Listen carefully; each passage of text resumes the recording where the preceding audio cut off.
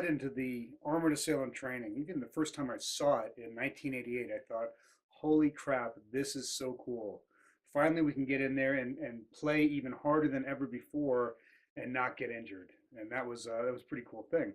As I got into it more and more, I realized how profound this training really was. On my own personal level, when we started fighting each other, how when I got attacked by the guy, I flashed back into real fights. It felt very real. And then when I saw the impact that it had on our students, when we could help arm people with a true confidence, not that false bravado, a true confidence to go out there and do what they have to do, and to hear the stories come back over and over again how it worked was phenomenal. And then even more impactful were the people who were able to take back their lives after past victimizations, after going through very skillfully choreographed scenarios in the training. So it's powerful stuff. But the key thing is that for the students to really trust that they can flip that switch, they've got to know they're not going to hurt us and they're not going to hurt themselves. And so the armor is such a huge part of that. Now, I was very fortunate. The model mugging stuff that they were using back then, it was created from the get-go to take full force strikes to the head and groin.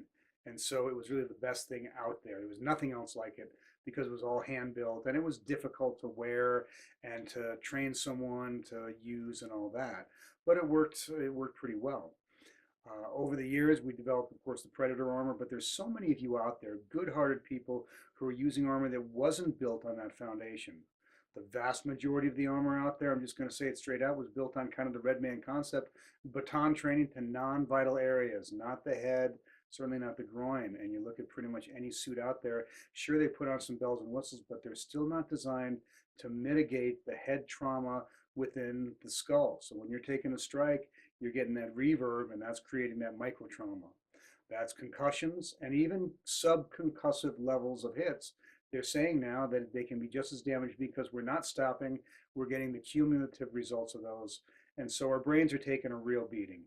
Then take on the neck, the whiplash. Right now I'm sporting, ironically, a real pinched nerve in my neck. So that, just from years and years of taking the armor and the Bullet Man armor that we used for so long, it was good, but it still got some of that whiplash in there, and my neck's paying the price. So my point is, gang, I'm not trying to sell you on anything. I'm just saying you are doing an incredible service to people, getting in that armor and taking on the shots. Please take care of yourselves. Cover your heads. You're taking more damage than you realize, especially when you're in an adrenalized state. And the longer you can keep taking the shots and getting into that armor and helping people out, the more people we can help, and the world really needs us. So that's a little heart to heart from Bill. Thanks for taking the time to listen, and you be safe out there.